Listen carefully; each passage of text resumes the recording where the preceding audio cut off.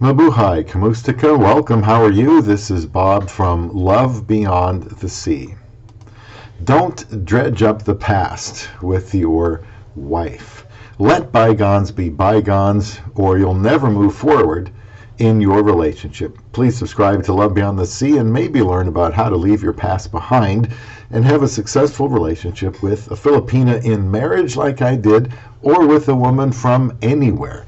That's where it's at as far as I'm concerned on this YouTube channel. Share videos so men can finally find love beyond the sea and live in relative peace. Remember to get notifications, and I always want to see your comments. I always need more of those. I know many of you think this is impossible, but it isn't. See the description box for my book, and my website is lvbts.com. Podcasts are there too. How to communicate with your Filipino wife is a live stream I will link for you. This topic is a viewer request. We're going to be talking about leaving the past in the past and how to move forward, because you are inevitably going to be challenged in your marriage. I don't care how good she seems to be. One thing to keep in mind is don't keep reminding yourself of the past. Don't keep reminding her. This is a bad way to communicate. The discretion of a man defers his anger, and it is his glory to pass over a transgression. That's from Proverbs 19:11. We are also to speak the truth in love, Ephesians 4:15. We can be angry, but sin not. That's Ephesians 4:26. We all screw up multiple times. We don't want to be reminded of it. In sports, some coaches try to push players to greater levels of competence by reminding them they aren't perfect, they didn't do it perfectly, they still could have done it better. That wouldn't motivate me to do anything but want to punch them in the nose. If your Filipino wife or your wife is doing something again that you may have already told her you don't like, there is a temptation to recall past occurrences to make your point, as if that would help. To not necessarily speak it out of love, but instead to wound.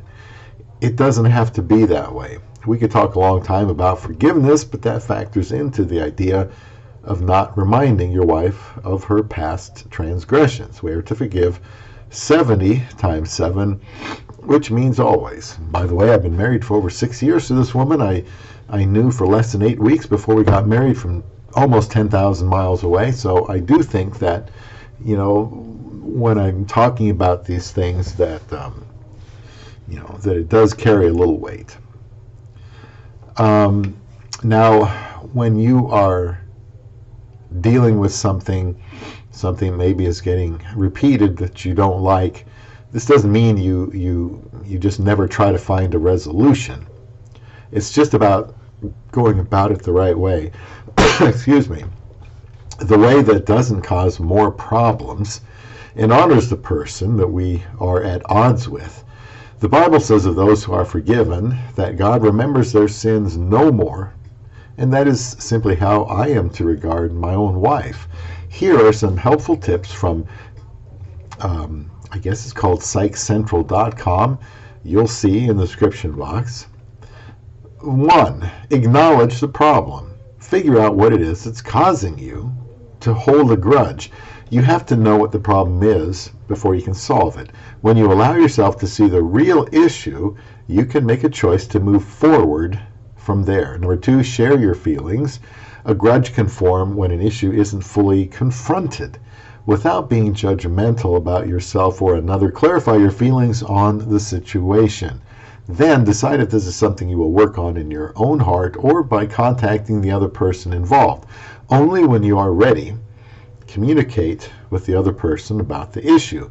Whether you work it out on your own or involve the other person, you may feel more relieved by releasing that built-up tension, and all involved can have a better understanding of the situation and able to resolve the issue.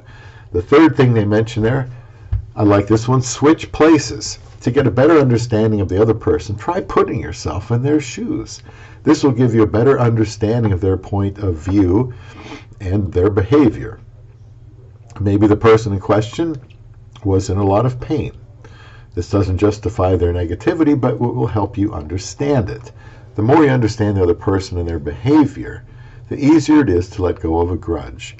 The natural response may be to develop a grudge or even a hatred of the person who caused us pain. But the person who holds the grudge always suffers more. The longer we hold a grudge, the more difficult it is to forgive and move on. You can begin to free yourself when you begin to forgive. Now, my thoughts here about switching places. I think this has really helped me in my marriage to my Filipina wife. We come from quite different places in life. There's the culture difference, our age gap, generation gap. I chose her, I pursued her, I proposed to her and married her. It behooves me to know her as well as I can. There are times I tell myself, well, put yourself in her shoes. What is it like? I like this idea of switching places. It has often paid off for me. An excellent way to do this, in addition to reflecting on what I know about her, is to be in the Philippines, to get a better idea of her life. And she was there for about 27 years before she came to America, so we can be together. That's why I recommend, if at all possible, to go to the Philippines. There are some men who communicate a lot through social media and webcamming, but don't actually make this trip to the Philippines. I think they are missing out on an awful lot, which could lead to making assumptions that will lead to some disputes when they are together. I cannot emphasize enough to get to the Philippines, and you will learn more about this woman. When my wife and I have had an issue with something in our past, I try not to beat her over the head with it. For example, what if your wife gets a little crazy with buying stuff? Cutting her credit cards up is the last thing you want to do. You want her to learn from it, of course, and make that decision if it is made by herself. Let her make that decision. If she has wounded you in the past in some way, she likely is aware of that and won't forget about it, so it doesn't have to beat her over the head with that. Arguments about, family, helping her family are common with a Filipina. It is mitigated if you have a Filipino wife and she works full-time, which is what she most likely wants to do.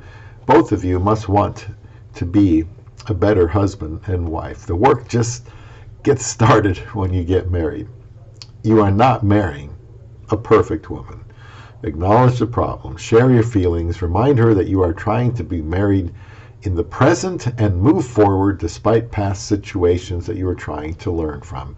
A fourth thing they mention is accept what is. Choose to create your own healing with or without an apology. That can be tough. Don't wait for the person you are upset with to come around. For all you know, they are already past the issue and not putting as much thought into it. Even if they don't offer an apology, it doesn't mean that they are not remorseful.